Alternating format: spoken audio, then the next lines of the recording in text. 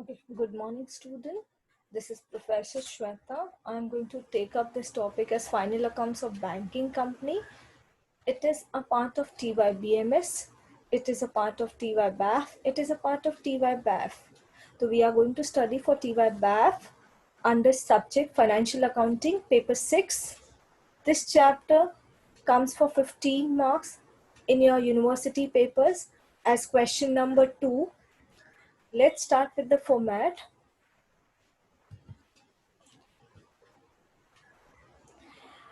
Coming to final accounts of banking company. जब final accounts की बात करते हैं तो हमारा फाइनल अकाउंट्स इंक्लूड क्या करता है? Trading, profit and loss account and balance sheet.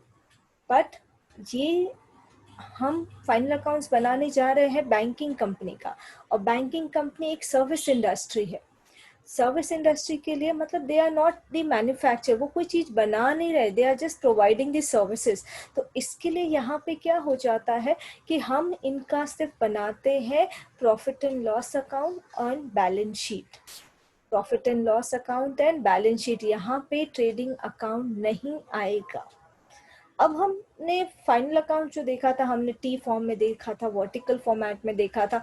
अब हम यहाँ पे इनका फॉर्मेट जो है थोड़ा सा अलग है। इन्हों का डिवाइड हो गया है अंडर 16 शेड्यूल्स में, जिसमें से 12 शेड्यूल्स आपके जाते हैं आपके बैलेंस शीट में और 4 शेड्यूल्स आपके जाते हैं प्रॉफिट एंड लॉस अकाउंट में। 12 में से आपका जो शेड्यूल है, 1 to 5 schedule comprises into capital and liabilities, and 6 to 12 goes into assets. 13, 14, 15, 16 is part of profit and loss account. तो आज हम ये शेड्यूल्स डिटेल स्टडी करेंगे। पहला हम जाएंगे कैपिटल एंड लाइबिलिटी। पहले चीज हम जो देखेंगे बैलेंस शीट का फॉर्मेट। बैलेंस शीट के फॉर्मेट में पहला चीज कैपिटल लाइबिलिटी में शेड्यूल नंबर 1 होता है आपका कैपिटल, जिसमें आप बोलते हैं share capital and all. Schedule number 2 होता है आपका reserves and surplus. Schedule number 3 होता है आपका डिपॉजिट्स। 4 होता है आपका बोरोइंग्स और 5th होता है लाइबिलिटीज एंड प्रोविजन। ये पांचों का टोटल हम करेंगे तो हमको लाइबिलिटी का टोटल मिल जाएगा। उसके बाद बारी आती है हमारे एसेट की, जो होता है cash and balance with RBI. देखो, बैंक का पैसा उनके पास जो कैश वो एक खुद है और एक तो आरबीआई के पास उनका होता है, तो वो भी उनके लिए एसेट है। फिर शेड्यूल नंबर 7 आता है balance with banks and money at call and short notice. इसका नाम ही आपको याद रखना है क्योंकि ये आइटम में आपको यही है। 8th होता है आपका इन्वेस्टमेंट। 9th होता है आपका एडवांसेस। 10th होता है आपका फिक्स्ड एसेट एंड 11th होता है आपका अदर एसेट्स। वहां पे 12th भी आपको एक दिया हुआ है जिसका नाम है कंटीजेंट लाइबिलिटी। अब कंटीजेंट लाइबिलिटी हमारे टोटल का हिस्सा नहीं होता है कि जैसे बोलते हैं ना asset is equal to liability, तो एसेट इक्वल टू लाइबिलिटी यहाँ पे कंटीजेंट लाइबिलिटी एक बोलते हैं ना मे और मे नॉट वाली सिचुएशन है कि अगर होगा, हो सकता है लाइबिलिटी आए, हो सकता है नहीं भी आए। तो मतलब आपका टोटल आपका टैली किससे होना चाहिए कि 1, 2, 3, 4, 5 का शेड्यूल का total should be equal to 6 to 11 का टोटल। 6 to 11 का टोटल, 12 का टोटल या अमाउंट इंक्लूड नहीं होगा। तो अगर मेरा बैलेंस शीट मुझे टैली करना है तो मेरा टोटल में क्या आना चाहिए, किसका किसका टोटल टैली होना चाहिए? तो लाइबिलिटीज का टोटल है, जो लाइबिलिटी में मेरे पास है 5 schedule, schedule number 1, 2, 3, 4 and 5। And coming to asset side, the schedule number 6, 7, 8, 9, 10, 11। अब उसके बाद हम फॉर्मेट देखेंगे, हमारा है profit and loss account. Profit and loss account में हमारे 4 शेड्यूल जाते हैं, बट हम हमारी कन्वीनियंट के लिए हम इसको 4 नहीं 5 में डिवाइड करेंगे। मैं रीजन आपको आगे बताऊंगी।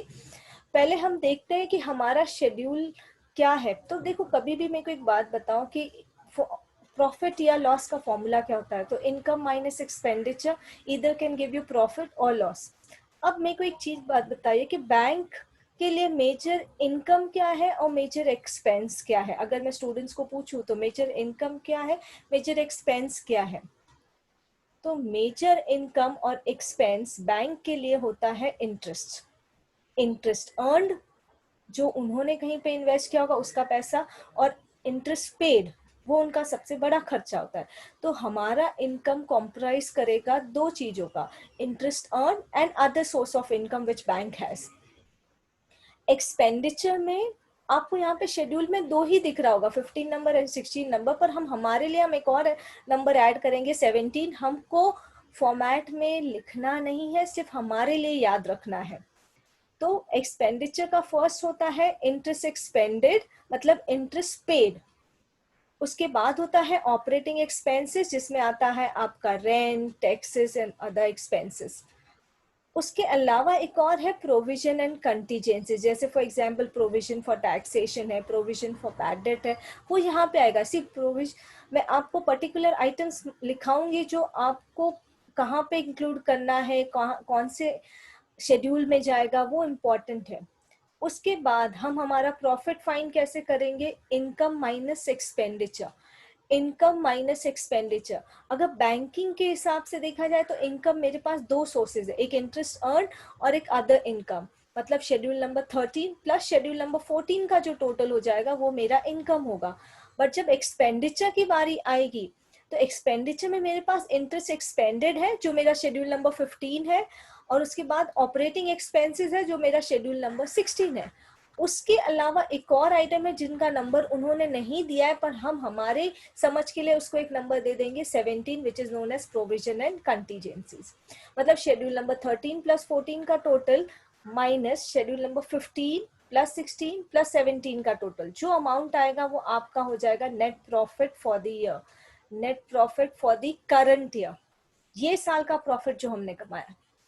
देखो हमारा प्रॉफिट एंड लॉस हमने 4 हिस्सों में डिवाइड किया। पहला है आपका इनकम, फिर आपका आता है एक्सपेंडिचर, एंड थर्ड पार्ट आता है आपका profit and loss. Profit and loss में पहले तो करंट ईयर मैंने कितना कमाया, करंट ईयर का प्रॉफिट वो कैसे मिलेगा, इन 13 और 14 का टोटल माइनस 15 16 और हमारी समझ के लिए जो हमने 17 दिया है, इन दोनों के टोटल का जो डिफरेंस आएगा वो मेरा net profit for the year हो जाएगा। उसके अलावा profit and loss brought forward, मतलब प्रीवियस ईयर का प्रॉफिट जो होगा वो कैरीड फॉरवर्ड होगा, तो वो आपका हो जाएगा total profit for the year. और उसके बाद सपोज एग्जाम्पल लेते हैं कि मेरा शेड्यूल नंबर 13 प्लस 14 मेरा इनकम का टोटल होता है, सपोज आता है मेरा 100 रुपीज, और एक्सपेंडिचर का टोटल आता है आपका सपोज 60 रुपीज। तो आपका प्रॉफिट कितना हो गया, 100 minus 60 gives you my net profit for the current year. Please, I am stretching on the word current year because वो आपका बहुत important item है। तो 100 minus 60 gives me 40 rupees as my current year profit। और suppose मेरा पिछले साल का बचा हुआ प्रॉफिट 10 रुपया है, तो इस साल का 40 और पिछले साल का 10, तो टोटल मेरा प्रॉफिट कितना है मेरे पास 50। अब ये 50 रुपीज का हम इंतजाम करेंगे, उसका पार्ट होता है schedule number, that is your fourth part of your profit and loss account which is known as appropriation, जिसमें सबसे पहला हिस्सा है transfer to statutory reserve. Transfer to ये कंपलसरी है, बैंक इसको स्किप नहीं कर सकती, this is mandatory rule given by RBI, they have to, banking regulation act ने उनको बोला है कि इतना तुमको 25% of current year profit. Why I M stretching on word current year, because जो आपका 40 रुपीज आपने कमाया था ना इधर से 100 माइनस 60 करके 40, उसका 25% जाएगा statutory reserve. This is rule, ये हमने नहीं, ये बैंकिंग रेगुलेशन का रूल है। तो 40 रुपीज का 25% होता है 10 रुपीज। ये major mistake committed by student यहाँ पे ही होती है कि वो स्टैट्यूटरी रिजर्व में क्या कर देते हैं 50 का 25%। अरे भैया बोला है कि 25% of current year's profit, 25% of current year's profit, तो why are you taking on total profit. तो आपको 25% ऑफ करंट ईयर प्रॉफिट लेना है। उसके बाद transfer to any other reserve, ये आपका स्पेसिफिकली क्वेश्चन में दिया होगा, इसका कोई रूल नहीं है, किसी ने कुछ बनाया नहीं ना बैंकिंग रेगुलेशन। अगर सपोज वो बोलता है कि डाल दो भाई 10 रुपीज अदर रिजर्व में, तो डालना, नहीं तो वो ब्लैंक। उसके बाद ट्रांसफर टू गवर्नमेंट और प्रपोज डिविडेंड, अगर वो सम्स में बोला तो ही करना है, अपने मन मनसी का अमाउंट नहीं ट्रांसफर करना है। एंड नेक्स्ट बचता है balance carry to balance sheet. अभी फॉर एग्जाम्पल मेरा टोटल प्रॉफिट था 50 रुपीज, उसमें से 10 रुपीज गया स्टैट्यूटरी रिजर्व, अदर रिजर्व में भी 10, एग्जाम्पल आई एम टेकिंग 10 गया, तो आपके पास कितना बचा, 50 में से 20 चला गया तो 30 बचा, तो balance carried to balance sheet कितना होगा, 30 रुपीज। आपका total of third part that is profit and loss should be equal to total of appropriation. मतलब अगर यहाँ पे 50 है तो ये टोटल भी क्या होना चाहिए, 50 होना चाहिए, ये टोटल भी क्या होना चाहिए, 50 होना चाहिए। तो once again I just revise the entire schedule. हमारा बैंकिंग कंपनी में टोटल कितने शेड्यूल होते हैं, 16। 16 में से 12 होते हैं बैलेंस शीट में जाते हैं, और बचे हुए 4 आपके कहाँ जाते हैं, पीएनएल में। आपका जो फॉर्मेट है वो 4 कॉलम्स में डिवाइड होगा, particular, schedule number, amount for the current year, amount as per previous year. This is just a time pass column. We don't need to fill any amount. This is a format, but it is mandatory to be done. हमको ये draw करना ही पड़ेगा। तो हमारे capital and liabilities में कितने schedules आते हैं, टोटल 5, जिसमें फर्स्ट होता है आपका कैपिटल, सेकेंड होता है आपका रिजर्व्स एंड सरप्लस, थर्ड होता है आपका डिपॉजिट्स, फोर्थ होता है आपका बोरिंग्स, एंड फिफ्थ होता है आपका अदर लाइबिलिटीज एंड प्रोविजन। ये पांचों का टोटल करेंगे तो हमको टोटल लाइबिलिटीज का टोटल मिल जाएगा। उसके बाद बारी आती है हमारे एसेट्स की। एसेट में सबसे पहला होता है cash and balance with RBI. उसके बाद नेक्स्ट आता है बैंक का balance with other bank, that is balance with banks and money at call and short notice, that is schedule number 17. Next comes is your schedule number 8, that is investment made by bank. Schedule number 9 comes as advances. Schedule number 10 comes as fixed asset, and schedule number 11 comes as other asset. तो asset का total करेंगे तो total of liability should be equal to total of assets. तो total of liability में कौन कौन से schedule का टोटल जाना चाहिए, 1 to 5, और टोटल ऑफ एसेट में जाना चाहिए 6 to 11. Contingent liability will not be part of your total, it will not be part of your total. Okay तो आपका अगर कोई बोले कि भाई शेड्यूल कितना आपका होता है, तो टोटल 12 शेड्यूल होते हैं, जो 5 जिसमें जाएंगे लाइबिलिटीज में, और बाकी बच्चे आपके 6 to 11 जाते हैं एसेट में। 12 is your time pass 1. And coming to profit and loss account, there are total 4 schedules. Interest earn, other income, ये आपके इनकम के टोटल आते हैं। एक्सपेंडिचर का आपका होता है 15 and 16, प्लस हमने जो नंबर दिया है 17। फिर इन दोनों का जो डिफरेंस आएगा, इनकम माइनस एक्सपेंडिचर, वो आपका होगा net profit for the current year. उसके बाद आपका जाता है profit and loss for the brought forward from the previous year का। तो your third part is total of current year profit and previous year profit brought forward, और फिर उसका बंदोबस्त करते हैं हम अप्रोप्रिएशन के फॉर्म। Thank you.